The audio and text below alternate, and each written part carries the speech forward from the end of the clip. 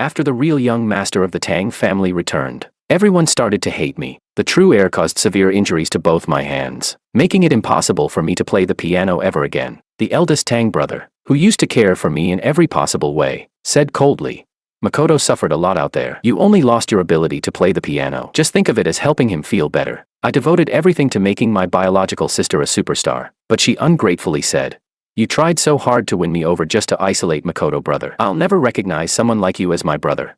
Then the real young master fell down the stairs and framed me as the culprit. Even my childhood fiancé, whom I had protected and cared for all my life, believed him without hesitation. I didn't expect you to be so jealous, she said bitterly. I'm calling off our engagement. On the day my fiancé and the real young master got engaged, I actually thought about driving a truck straight into their ceremony and dying with them. But just as I started the engine, a madwoman suddenly ran in front of my car and threw down a basket. The engine stalled. I froze in place. Inside the basket was an abandoned baby girl. Half an hour later, joyful music echoed from the Tang family's grand hall, while I carried the baby into my car and drove straight to the high-speed train station. From that day on, the fake young master of the Tang family vanished from City A, just as everyone wished. I went far away to the southern market, raised the abandoned baby as my own daughter, and never contacted any of them again. What I didn't expect was that, 4 years later, they would all show up one by one, begging me to come home. Chapter 1. 4 years later, the first time I saw Sophia again was at the gate of the kindergarten. I had just picked up Emma, when a mother beside me suddenly leaned over and said, Emma's dad. Look across the street, that woman looks just like that famous singer. What was her name again? I followed the direction of her finger. Sophia. The woman clapped her hands as she remembered. Yes, Sophia. I looked away and said calmly, don't know her. She looked surprised. You don't listen to music, Sophia. She's the most popular original singer these years, won tons of awards.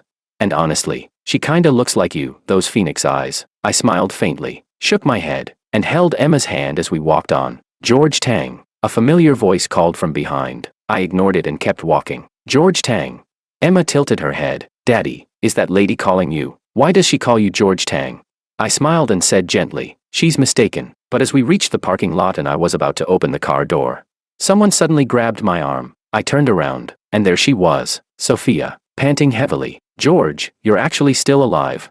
Her voice was as sharp as ever, and yet, maybe because she had run too fast, there was a faint redness in her eyes. Chapter 2. I left Emma at the neighbor's house. As I came downstairs, Sophia curled her lips and said, why are you living in such a dump? Where's your real home? Let me go up and take a look. I shook my head. There's no need for that. Back then, the real young master and I had been switched at birth. I lived as a Tang for 20 years, enjoying the life of luxury, while the real young master spent those same 20 years in my poor family with my biological sister, enduring hardship. 4 years ago, Sophia was the one who said that her only brother was Makoto. She also said, in person, that even though our blood relation couldn't be changed, pretending to be siblings with someone like me only made her feel disgusted. Afterward, I was expelled from the Tang family by Diego Tang, abandoned by my fiancée Willow, and blacklisted by the entire City A. When I had nowhere left to go, I once thought about seeking out my biological sister. That snowy night, I stood outside her company's building all night long, nearly freezing to death, but in the end, all I got from her was one sentence, that her greatest wish was that I had never been born. If you had never been born, Makoto wouldn't have been switched at birth, and he wouldn't have suffered so much. Brother, what a joke. Now that the Tang family doesn't want you, you're using blood ties to cling to me. When Makoto and I couldn't even afford to eat, where were you? I'll never acknowledge someone like you as my brother. That was when I finally understood, no matter how kind I had been to her. She hated me because of Makoto. Now, back in the present, her eyes still carried that same judgmental glare. She frowned and asked coldly, that kid, where did she come from? Don't tell me you stole her. I was silent for a moment before answering. She's a child I adopted. She twisted her lips into a mocking smile. Why would you adopt a child for no reason? Don't tell me it's because Willow couldn't have children, and you thought adopting a girl would win her back. Are you still being a simp? How ridiculous. Utterly pathetic. I cut her off. She's my child. I never planned to go back to City A. And I never intended to use this child to compete with your brother for Willow. You don't need to worry, nor do you have to be so aggressive. As you said back then, aside from blood, we're strangers. I'm not interested in your life now. And I'd appreciate it if you stopped meddling in mine. She froze, speechless. If there's nothing else, I said, turning away, then please leave. Wait. Suddenly, she grabbed my arm. She opened her mouth, then closed it again. You, I frowned. What do you want to say? Why did you really leave back then? I stared at her quietly. You were a rich young master, living comfortably. Was it really worth running away just because of a few harsh words? What kind of childish tantrum was that? If I hadn't run into you, how long did you plan to keep living like this? And these past 4 years? She paused for a long moment before finishing softly. How did you survive? Chapter 3. I looked at the corners of Sophia's eyes, slightly red again, probably from anger. She must have been shocked to see me alive, because my being alive meant I was a threat to Makoto's perfect little life. How did I survive? Someone gave up their life so I could keep mine, but there was no reason for me to tell her that. The old George Tang was a pampered young master raised by the Tang family. The man I am now, George Wang, no longer depends on anyone. Seeing me remain silent made her anxious. What? Cat got your tongue. Don't tell me that massive earthquake in southern Marquette a few years ago rattled your brain. You moved to some godforsaken place, serves you right if you got caught in a quake. Just then, a neighbor passed by and greeted me. Hey, little Wang, haven't started dinner yet? I smiled and replied, I'm just about to. Sophia froze on the spot. I reminded her quietly, you should go, but she grabbed me tightly. You changed your last name, Wang. Whose name is that? It doesn't matter whose name it is. I brushed off her hand, speaking slowly and clearly. My name, my life. Sophia, none of it has anything to do with you. Chapter 4. Sophia was a celebrity. She couldn't possibly make a scene in public. I went upstairs, brought Emma home, and from the window in the stairwell, I saw Sophia still standing there, staring blankly at the building. She had never cared about me before. Maybe now her unease came only from not being used to my cold indifference. 4 years ago, when I learned about her dream of becoming a singer despite growing up poor, I spent nearly all my connections in Cydia just to get her a chance to perform on stage. Even the agency she's with now, I personally found her the best one. She was my sister, and she had suffered a lot. I only ever wanted her to have a better life, but that goodwill was twisted by her. She thought I schemed to use her, to isolate Makoto, to make him miserable. Daddy, was that lady today your family?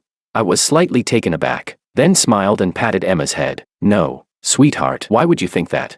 I just guessed. You two look kind of alike. Family. Diego's face suddenly flashed through my mind. I used to believe that no matter the bloodline, Diego would always be my big brother. But 4 years ago, he had stood beside the fallen Makoto, looking at me with fury in his eyes. George, you've truly disappointed me. From this day forward, there's no place for you in the Tang family, and you're no brother of mine. My brother is only Makoto. I had clutched at his pant leg, begging, insisting that I hadn't pushed Makoto.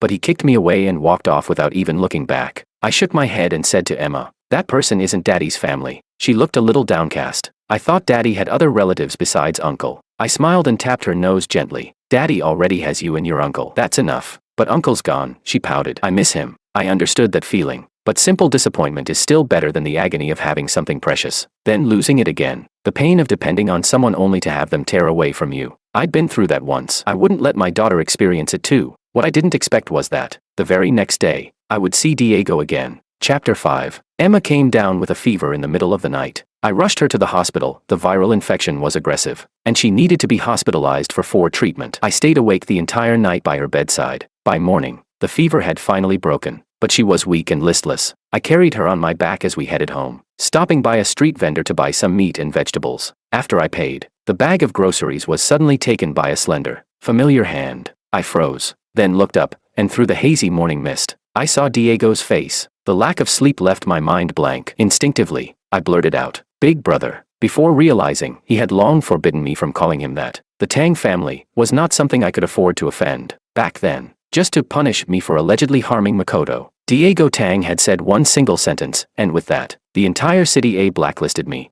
Mr. Tang, I quickly corrected myself. I was still trying to figure out why he was suddenly here in Southern Market.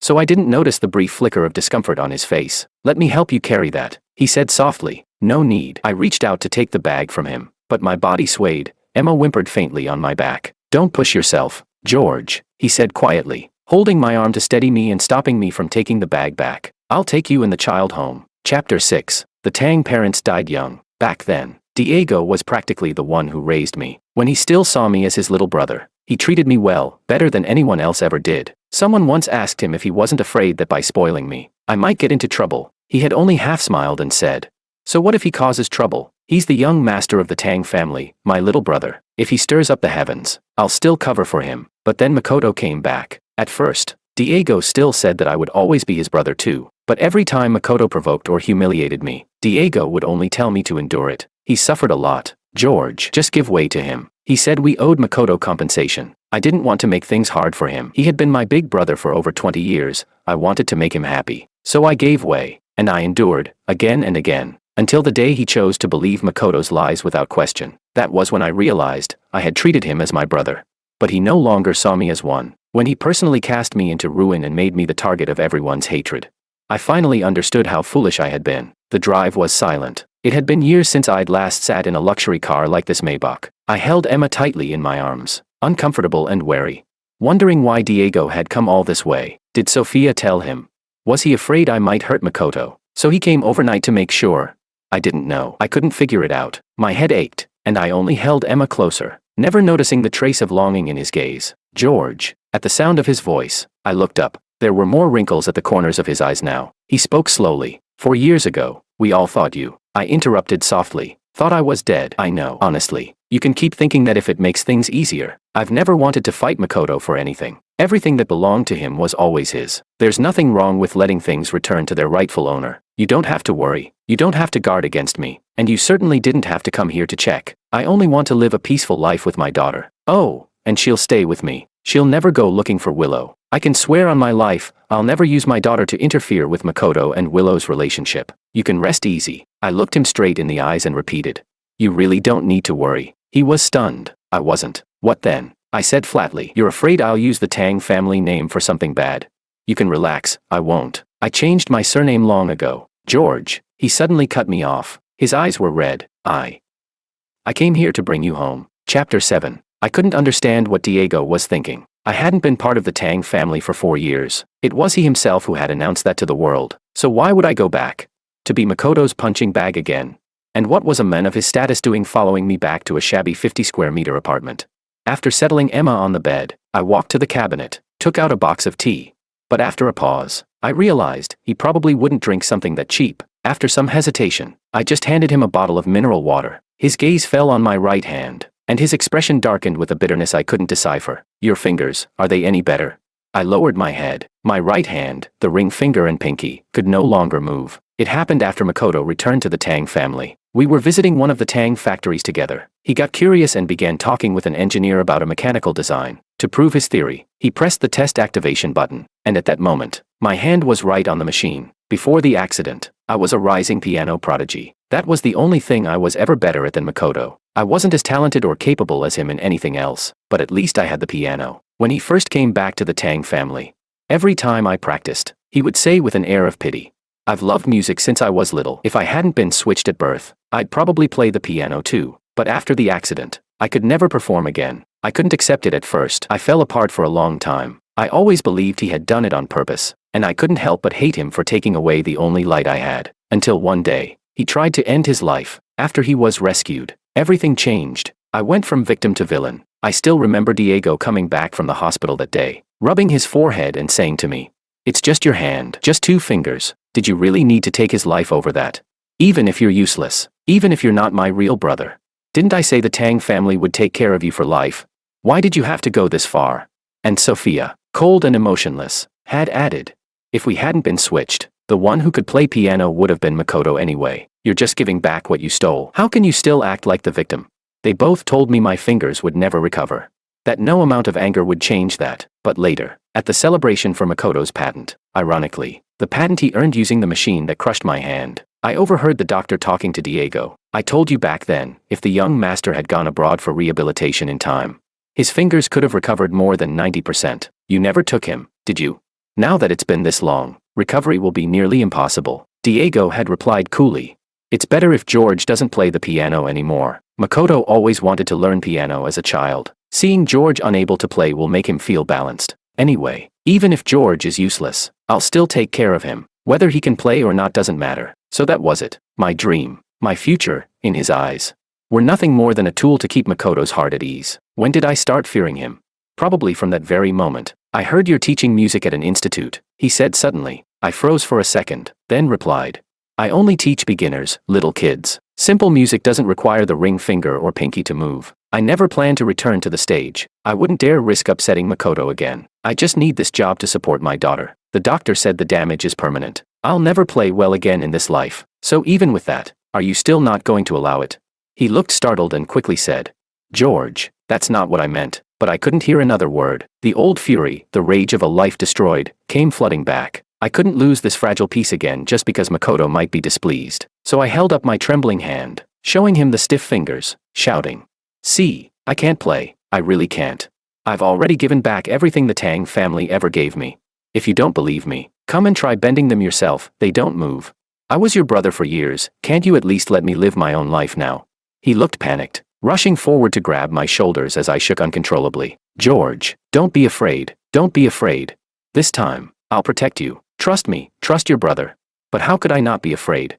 I had fought so hard to start over. A man named Luis had given his life so that Emma and I could live. I shoved Diego away hard, but after a sleepless night and an empty stomach, I couldn't match his strength. In the struggle, my vision suddenly went black, and I passed out cold. Chapter 8. I dreamed of Luis. He looked exactly as I remembered, standing in the small courtyard of the guest house at dawn, shaving by the water basin, tilting his head toward me with a grin. "Hey, what's with the long face so early in the morning?"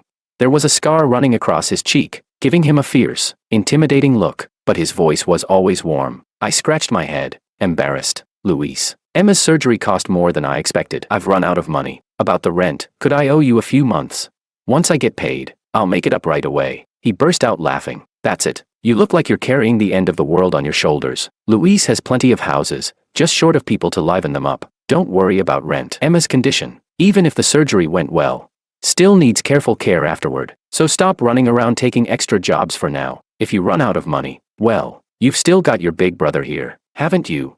At first, he was just my landlord, a police officer who had retired early because of injuries and illness, but later, he became my brother, Emma's uncle, a man completely different from Diego. He looked rough and carefree, yet his heart was more delicate than anyone's. He helped every tenant who ran into trouble. When I first met him, I was struggling to find a place to live, with a sick infant in my arms. Everyone else saw Emma's congenital illness as bad luck. Only he took us in without a word. He could have easily turned a blind eye.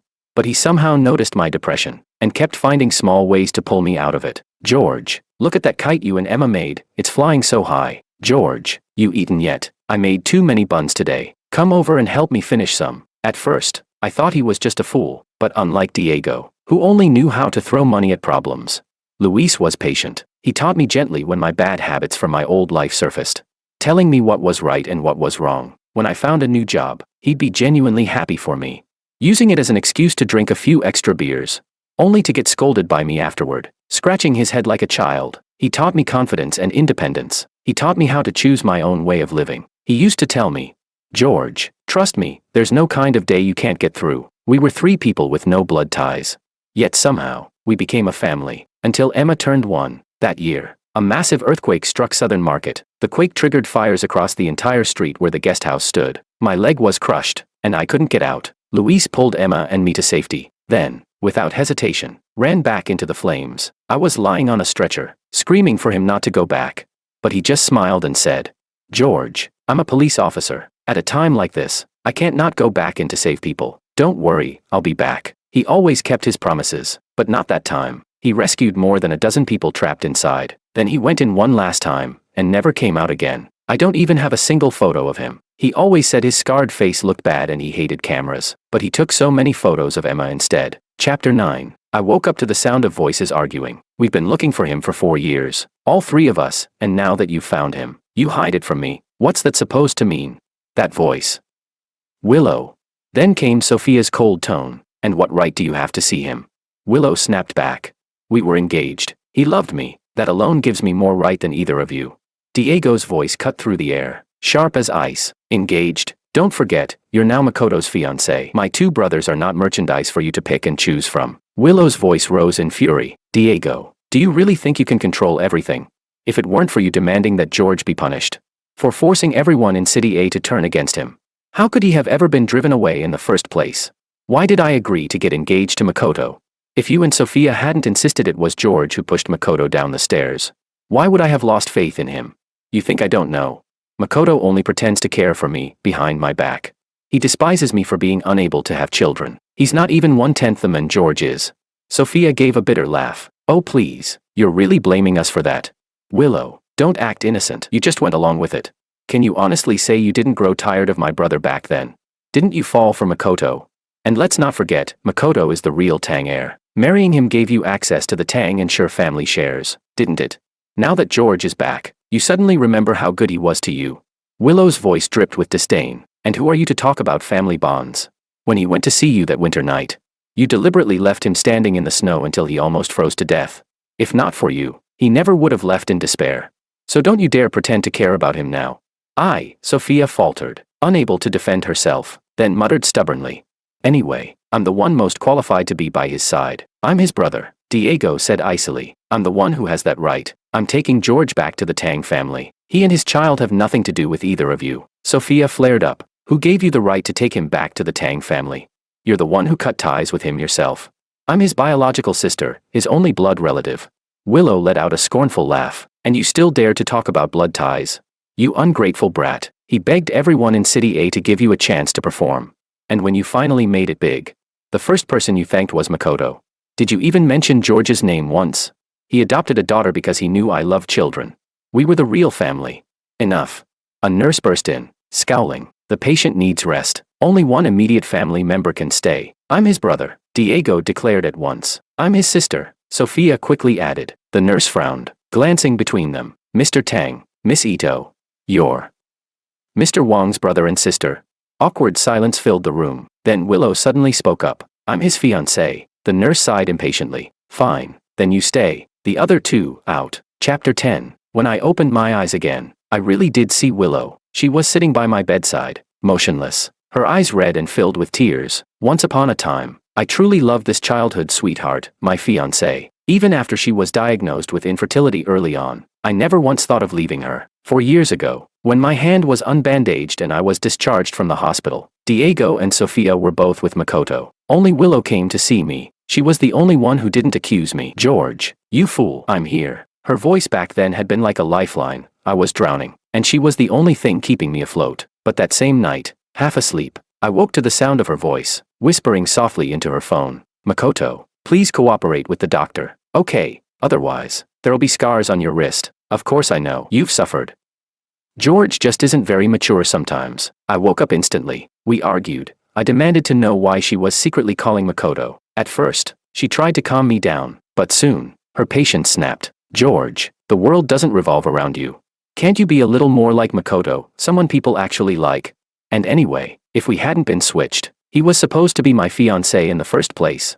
The moment the words left her mouth, she seemed to realize what she'd just said. She reached out to hold me, but I shoved her away. We stopped talking after that, a cold war that froze everything between us. Maybe she had long grown tired of our quiet, steady love, and when someone like Makoto, so different from me, appeared in her life, it was like a stone dropped into still water, ripples spreading through her heart. Later, when Makoto framed me for pushing him down the stairs, she stood by his side, along with Diego and Sophia. The betrayal of those closest to me only convinced the rest of City A that I was guilty. They said I was a fake, a mountain chicken pretending to be a phoenix, a Tang family imposter, ungrateful for their kindness, and now trying to harm the real heir. That's what they called me. I became the rat everyone wanted to crush. No matter how many times I called or texted Willow, she never replied. When I finally found her and, in desperation, asked why she didn't believe me, she stayed silent for a long while before saying softly, George, you've always been jealous of Makoto, haven't you? She told me to go apologize. Furious, I stormed out, slamming the door behind me. Not long after, the engagement was changed. The one marrying Willow became Makoto, and I, blinded by grief and hatred, became someone even I no longer recognized. I couldn't understand why Willow's love had changed. Why Diego didn't trust me. Why Sophia couldn't stand me. I sank deeper and deeper into a whirlpool of emotions, trapped, suffocating, unable to escape. It wasn't until much later, after meeting Luis, that I finally realized I had been suffering from depression all along. Chapter 11. Willow sat there, eyes red, staring at me. George, I'm here, she whispered. This time, I'll never leave you again. She gently took my cold hand into hers, her voice trembling. What happened back then? We misunderstood you. It wasn't your fault. Makoto fell down the stairs on his own. I was blind. George, I didn't see what a manipulative bastard he really was. I let out a faint laugh. So what now? Willow, you tried things with Makoto, found out it didn't work, and decided to come back to your ex-fiancé. Her eyes widened in surprise. No, that's not it. I'm not going to marry him. When you left, I realized. It's always been you. I love you. George, I won't ever let them hurt you again. Let's go back to City A. Let's get married. Give Emma a complete family. I froze, then suddenly bolted upright. My daughter, where is she? She quickly pressed my shoulder down. Don't worry. Emma's next door. I looked into her eyes. Once, I was completely lost in those beautiful eyes. So much that I would have given her my life. Willow, I said quietly. Emma is my daughter. Just mine. She hesitated for a moment, then looked up. George, I know you resent me. What happened back then? I was confused. I thought what I felt for Makoto was love. But it was just pity. You're the one I truly love. I don't love you. My tone was flat and cold. She blinked, stunned. You don't love me? Then why did you adopt a daughter? Because I once said I wanted one, didn't you? George, stop lying to yourself. You loved me. You still love me. I suddenly smiled. Willow, where do you get that kind of confidence? That I couldn't live without you? And what makes you think that after 4 years? All it takes is one word from you for me to fall at your feet again. She froze. I didn't adopt Emma because of you. I said slowly. I adopted her because I wanted a family, someone who was truly mine. In these 4 years, Willow, I never once thought of you. That's impossible, she cried, clutching my hand. I've thought of you every single day for 4 years. When people said you were dead, I refused to believe it. I kept searching for you. We loved each other, George. We grew up together. All those memories, all those beautiful years, those memories. I cut her off sharply. Only make me sick now. Her face went pale. Tears welled up again. Why, you're just angry. You don't mean that. Get out, I shouted. Luis once told me, never argue with people who've lost their minds. She stared at me in disbelief. You, what did you just say? You were never like this before. She was right. The old George, he loved her, cherished her, and gave her his whole heart. But I was no longer that George. Our argument must have drawn attention. Because soon the door burst open. Diego and Sophia rushed into the room. George, come back with me, Diego said firmly. I'll keep you safe this time, brother. Sophia pleaded. Come with me. We're real family. We belong together. I looked at the three of them quietly. Once, every single one of them had thrown me into the abyss. And now, here they were, offering me pity. Offering me salvation. I once had an older brother, I said softly. They all fell silent. And in Diego's eyes, for a fleeting moment, I saw a trace of hope. He told me, I continued, that I didn't need to depend on anyone, that I could shine on my own. Diego's face darkened instantly, because he had never said that to me. Only Luis had. So stop pretending to be my saviors, I said, my voice cold but steady. I'm George, and I don't need any of you anymore. Chapter 12. In the days that followed, the three of them, Diego, Sophia, and Willow, all went to obsessive lengths investigating anyone around me with the surname Wang. But Luis Wang's story was no secret. His heroic rescue had made the news. He was celebrated as a city hero, and every year on his death anniversary, those he had saved would visit his grave to pay their respects. Sophia began showing up often at my apartment complex. I never let her in, so she would just stand downstairs, leaving gifts at the door for Emma and me. Her tone softened a lot. She even started calling me brother again. She somehow found out that Emma liked kites and once brought us a handmade swallow kite. Diego came, too, when I refused to see him. He sent housekeepers and assistants instead. He even tried to buy me a bigger house. He still believed money could fix everything. It was the same way he had cared for me in the past. But I refused it all. The most persistent one was Willow. She simply moved into the same neighborhood. Every day, she came by, trying to make Emma call her mom. After I finally lost my temper, she stopped pushing, and only watched us from a distance, eyes red, day after day. Soon, it was Emma's birthday. She had many friends in the neighborhood and had been looking forward to her 4th birthday party for weeks. And of course, Diego, Sophia, and Willow showed up, uninvited. Since other neighbors and children were there, I didn't want to ruin Emma's day. So I didn't send them away. I could tell, they were pleasantly surprised. But right before the food was served, a laughing male voice came from the doorway. Well, am I late to the party? The three faces in the room froze instantly. I turned around. Makoto was standing there. Chapter 13. Makoto held an expensive gift box in one hand. Dressed head to toe in custom-tailored luxury. Uncle, you have to take off your shoes before coming in, Emma said softly, her little voice polite and clear. Makoto raised an eyebrow. Oh, little girl, your dad's my good brother. The tiles in your house probably don't even cost as much as my shoes, so I think I'll keep them on. Yeah. Right, George. For years hadn't changed him at all. He was still as arrogant as ever. I said calmly, Makoto, it's my daughter's birthday today. I know, he said cheerfully, sitting himself down without invitation. Otherwise, why would my brother, sister, and fiancé all be here at your place, right? The room went quiet. The neighbors looked at each other in confusion. Makoto covered his mouth dramatically and laughed. Oh no, they don't know, do they? George Tang, oh wait, you go by George Wang now, right? Using a kid to seduce my fiancé. I have to hand it to you, you've still got the same dirty tricks. You stole my identity for over 20 years. And you're still not satisfied. Now you're using a child to steal my family and my fiancé too. Makoto, are you insane? Willow stood up, shouting. Who told you to come here? Leave, now. What's the matter? Afraid I'll expose your secrets?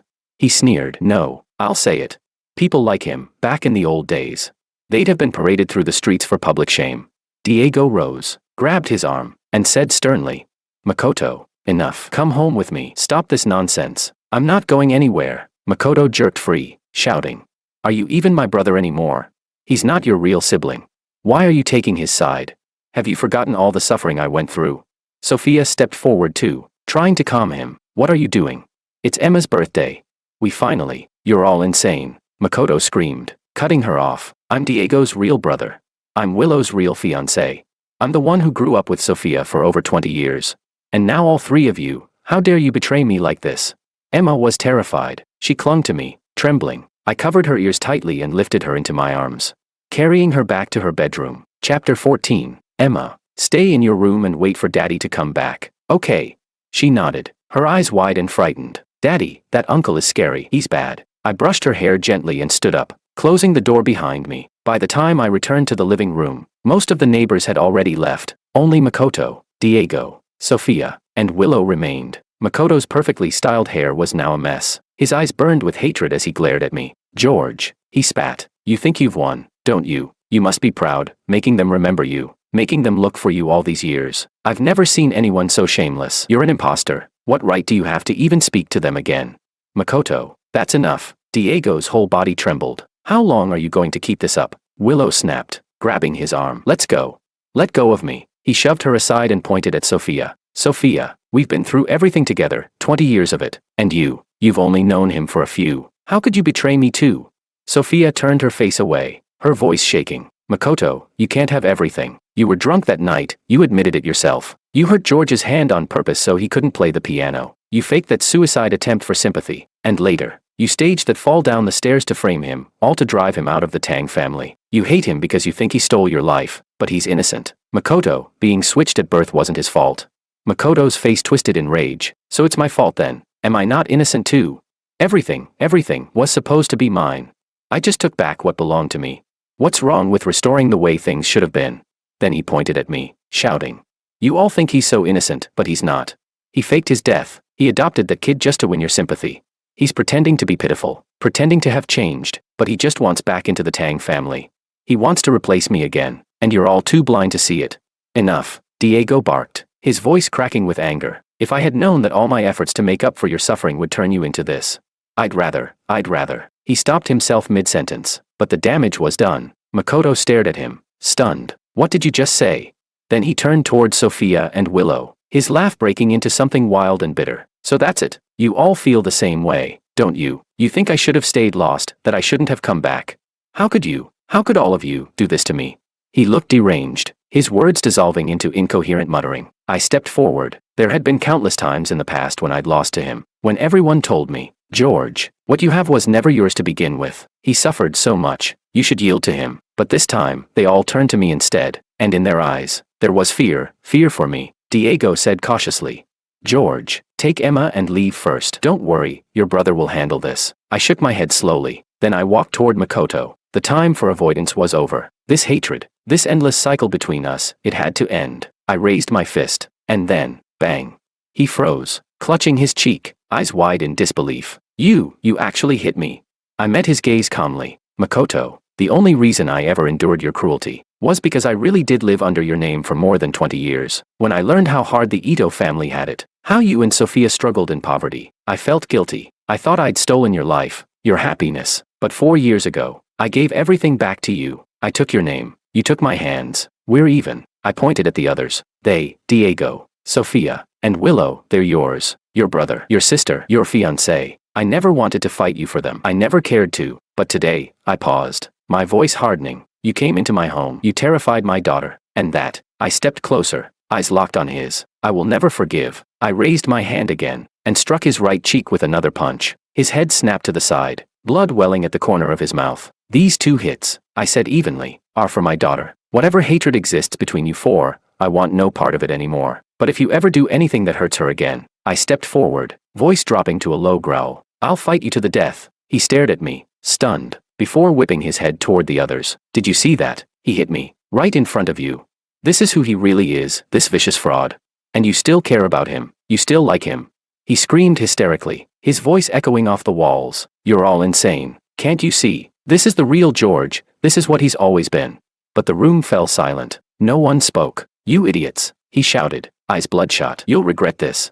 Then, in a blind rage, he lunged toward the door, but his foot slipped. There was a sharp thud, followed by the sickening sound of a body tumbling down the stairs. A moment later, the air filled with his groans of pain from below, but this time, none of them moved. Diego, Sophia, and Willow just stood there, frozen, eyes fixed on me. I sighed. He's hurt. You should go check on him. Still, they didn't move. Finally, Willow whispered, George, we didn't know he'd come here. Yes, Sophia echoed weakly. We didn't know. It's fine, I said calmly. Actually, this just makes it easier to say what I've been holding in. Willow's face turned pale. She reached out, panic flashing in her eyes. No.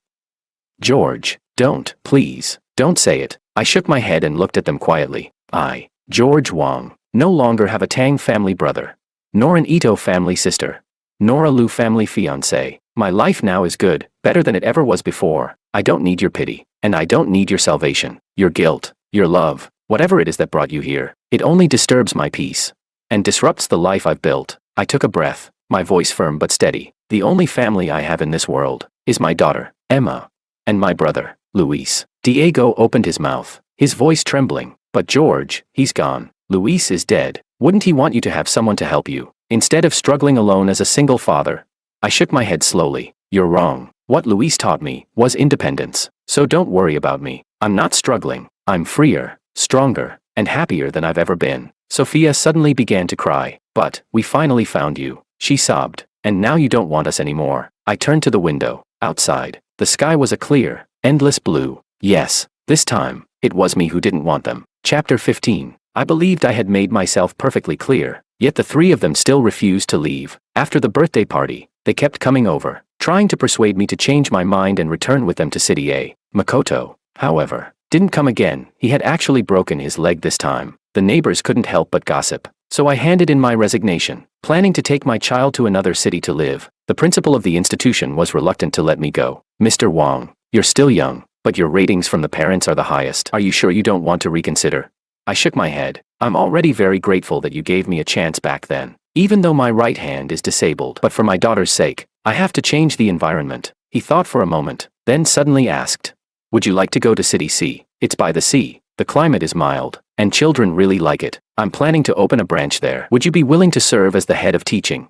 Honestly, I'd hate to lose someone as talented as you. I agreed. The day before leaving, Diego came to see me. George, you don't have to move to another city just to avoid us. I smiled and asked, then can you stop showing up in front of me? He fell silent for a long time, lowering his head in pain. If your brother still wants to do something for you, would you accept it? Holding Emma's hand, I smiled faintly. Thank you, Mr. Tang, but there's no need. Emma looked up and asked, Uncle, do you still have something to do? We're going to visit my Uncle Luis. His face froze. Yes, we were going to Luis's grave. I brought several kinds of beer and sat there for a long time. I told him that I was moving to City C, that I was improving little by little, that my work had been recognized, and that Emma was growing up well. He would definitely be proud of me. And now, I thought, he could finally drink as much as he wanted without worrying about his illness getting worse. The next day, I took Emma to the airport. On the large screen in the terminal, I saw an interview with Sophia. I actually want to thank my real brother the most. Back when I was just an amateur singer, no company wanted to sign me. It was my brother who kept helping and encouraging me, who made me who I am today. But later, I didn't manage to repay him properly. I want to tell him, I'm sorry. Emma pointed at Sophia and said, Daddy, that lady looks a bit like you. I patted her head and said softly, let's board. After arriving in City C, my life gradually got back on track. I worked hard, lived earnestly, and 6 months later, I was promoted to principal of the branch school. Because the students liked me, they uploaded some of my teaching clips online. And soon, old videos of my performances from years ago were also dug up. Some people wondered why I no longer played the piano. Then, someone revealed the truth, that Makoto had caused the injury that made it impossible for me to play again. For a while, the name Makoto became synonymous with cruelty on the internet, and he was completely ostracized by the entire social circle of City A. The Tang family stocks were implicated, suffering heavy losses. Someone also found Sophia's previous apology video and exposed that I was the older brother she had mentioned. The internet was abuzz with mixed emotions, and Sophia announced that she would be stepping away from the music scene for a while due to poor mental state. A year later, I took my students onto the stage of an international competition, becoming a recognized music mentor. It's true, I could no longer perform complex compositions, but that didn't stop me from shining in my own way. Willow still came by often. She would leave gifts for Emma at the door and watch us from a distance. I found it exasperating, but since she didn't interfere with our lives, I couldn't be bothered to drive her away. One day, I saw Diego again. He looked much older. He handed me a key. "I know you've been saving up to restore Luis's old courtyard," he said. "I've already rebuilt it. Don't refuse it, just think of it as your brother making amends. You like that place, right? Go visit it whenever you want." And he hesitated before continuing. "The arranged marriage between the Liu and Tang families has officially been cancelled. Willow didn't get any shares. You know her brother never liked her. She can't do anything on her own. She's probably going to have a hard life ahead. As for Makoto, I've sent him away. He's in no condition to live on his own and will need long-term psychiatric treatment. I restored your room to how it used to be. If you ever want to come home, it's always there for you." I shook my head. "Thank you, but I'm not going back to the Tang family." He didn't insist, only said softly, "I'll always keep that room for you." During the summer vacation, I took Emma back to the southern city and went to Luis's courtyard. Standing at the gate, it felt as if time had turned back 5 years to an ordinary morning. Under the jujube tree in the yard, Luis had held up the kite he had just finished painting, smiling brightly. "Try it, George. As long as you believe, it can fly high." And now, I truly had flown high. I picked Emma up and gently pushed open the door. "Brother," I whispered, "I'm home."